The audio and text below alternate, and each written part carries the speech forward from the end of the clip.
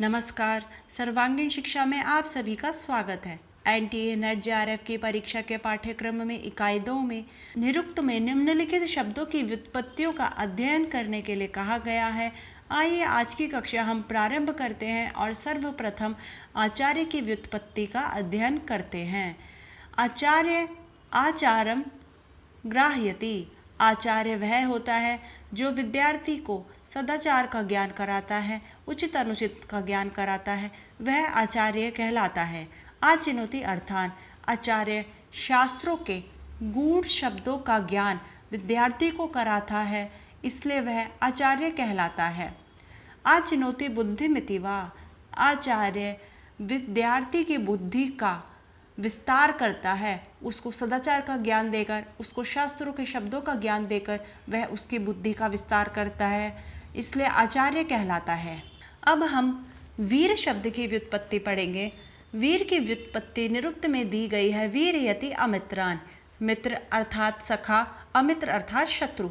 जो शत्रुओं को विविध प्रकार से छिन्न भिन्न कर देता है वह वीर कहलाता है।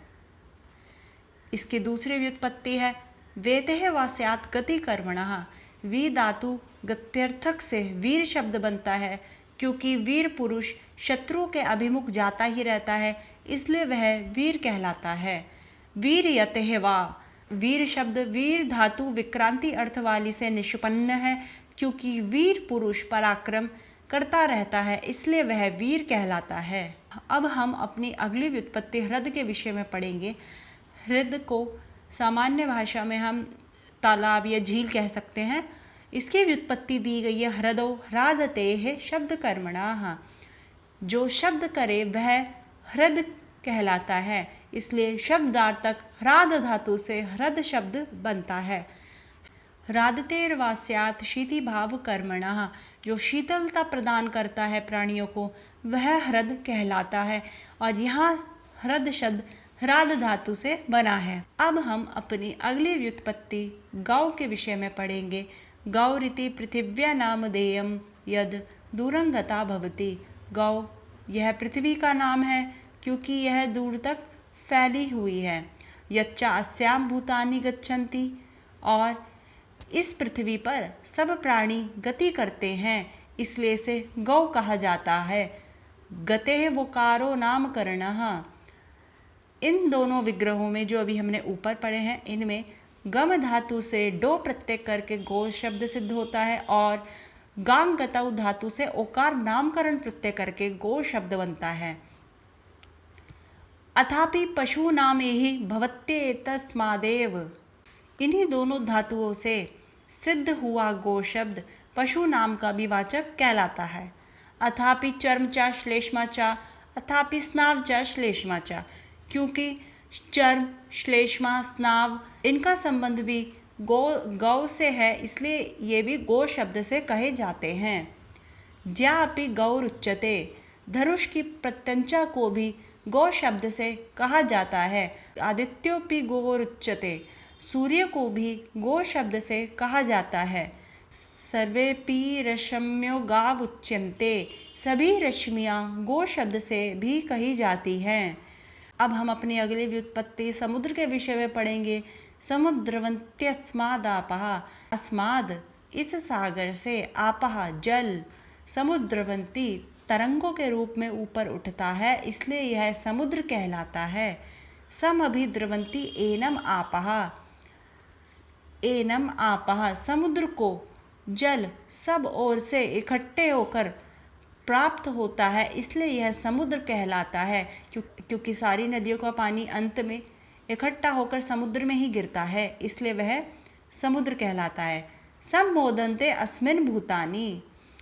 इस समुद्र में सभी जलचर प्राणी प्रसन्न रहते हैं, इसलिए वह समुद्र कहलाता है। समुद्रको भवति। बहुत जल वाला होने के कारण भी इसे समुद्र कहा जाता है। और समुन्नति वा, क्योंकि यह भिगोता रहता है। अब हम वृत्र के विषय में पढ़ेंगे। तत्को वृत्रः मेघ इति नैरुक्तः। मेघ वृत्र है, यह सिद्धांत निरुक्तों का है। त्वष्ट्रोऽसुर इत्यैतिहासिकाः। त्वष्टा का अपत्य असुर था, ऐसा ऐतिहासिकों का कहना है और यही वृत्र नाम से कहा जाता है। वृत्रो वृणोतेर्वा वर्ततेर्वा वर्धतेर्वा। वृत्र शब्द आच्छादनार्थक वृण्य धातु से निष्पन्न है और क्योंकि यह मेघ आकाश को आच्छादित रखता है इसलिए यह वृत्र कहा जाता है। यह ऋतु धातु से निष्पन्न है जो कि गत्यर्थक धातु है। क्योंकि यह मेघ गति करता रहता है इसलिए यह वृत्र नाम से संबोधित किया जाता है। वृद्ध्यर्थक वृद्ध धातु से निष्पन्न भी वृत्र शब्द होता है क्योंकि वर्षा काल में यह मेघ अर्थात वृत्र खूब बढ़ता है इसलिए यह वृत्र कहा जाता है। अब इसकी अगली व्युत्पत्ति है यद वृणो तद वृत्रस्य वृत्रत्वम इति विज्ञायते। ऐसा कहा जाता है जो यह आकाश को ढक लेता है यही वृत्र का वृत्रत्व है। यदवर्तत तद वृत्रस्य वृत्तत्वम इति विज्ञायते। जो इंद्र के द्वारा मारे जाने पर जलों को वृत्र ने नीचे आने के लिए प्रवृत्त किया था यही वृत्र। यदवर्धत तद वृत्रस्य वृत्तत्वम। जो बरसात में बढ़ गया था यही वृत्र का वृत्तत्व है। अब अगली व्युत्पत्ति आदित्य के विषय में हम पढ़ेंगे। आदित्य कस्मात्। आदित्य को आदित्य क्यों कहा जाता है इसकी व्युत्पत्ति इन्होंने दी है आदित्य रसान। क्योंकि रश्मियों के द्वारा यह रसों को ग्रहण करता है। क्योंकि सूर्य अपनी किरणों के द्वारा रसों को ग्रहण करता है इसलिए इसे आदित्य कहा जाता है। आदित्य भासम ज्योतिषाम। और जो यह सूर्य है चंद्र आदि को जो भी ज्योतिष नक्षत्र में ज्योतियां हैं उनके प्रकाश को ग्रहण कर लेता है इसलिए इसे आदित्य कहा जाता है। आदित्यो भासेति वा। अथवा यह प्रकाश से तेज से आवृत है इसलिए इसे आदित्य पुत्रः इति वा। या यह अदिति का पुत्र है इसलिए इसे आदित्य कहा जाता है। अथापि मित्रा वरुणयोः। मित्रा वरुण दोनों देवताओं की स्तुति भी कहीं कहीं आदित्य के नाम से की गई है। स्वरा आदित्यो भवति। स्वः आदित्य का नाम है। इसे स्वः आदित्य को स्वः इसलिए कहा जाता है क्योंकि सुअर्णः सुइर्णः। क्योंकि यह भली प्रकार से अंधकार का नाश करता है उसको दूर भगाता है इसलिए इसे स्वः नाम से कहा जाता है। स्फृतः रसान। रसों को लेने के लिए यह गया होता है इसलिए इसे स्वः कहा जाता है। स्फृतः भासम ज्योतिषाम। चंद्र आदि की कांति को ग्रहण करने के लिए गया होता है इसलिए इसे स्वः कहा जाता है। स्फृतो भासेति वा। क्योंकि यह सूर्य अपनी कांति से चारों तरफ से घिरा हुआ है इसलिए यह स्वः नाम से संबोधित किया जाता है।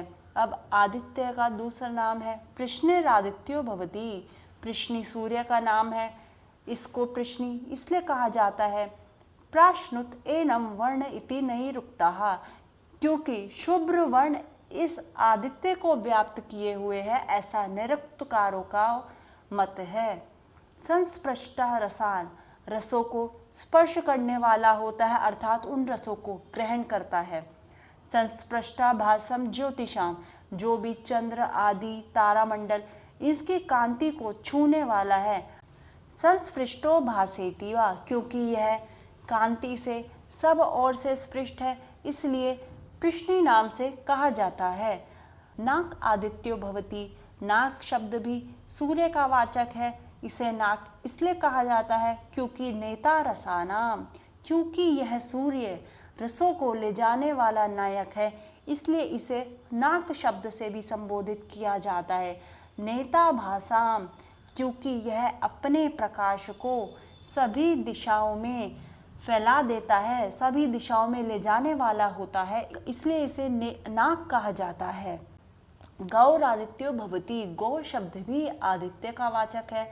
गमयति रसान। क्योंकि यह सूर्य रसों को सुखाता है इसलिए इसे गौ कहा जाता है। गच्छन्ति अंतरिक्षे। यह सूर्य अंतरिक्ष में गति करता है इसलिए इसे गौ कहा जाता है। विष्टप आदित्यो भवति। विष्टप सूर्य का नाम है क्योंकि किरणों द्वारा यह रसों में प्रविष्ट रहता है। आविष्टो भासम ज्योतिषाम, ग्रह आदिकों की ज्योति प्रकाश में भी यह प्रविष्ट रहता है। आविष्टो भासेति वा, वह अपनी कांति से प्रदीप्त रहता है, इसलिए इसे विष्टप भी कहा जाता है।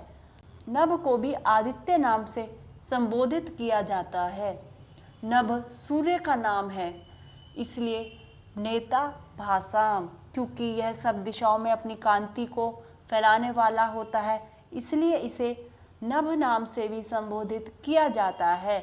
ज्योतिषाम प्रणयः, क्योंकि सारा ज्योतिष चक्र इसी सूर्य के निकट ही घूमता रहता है।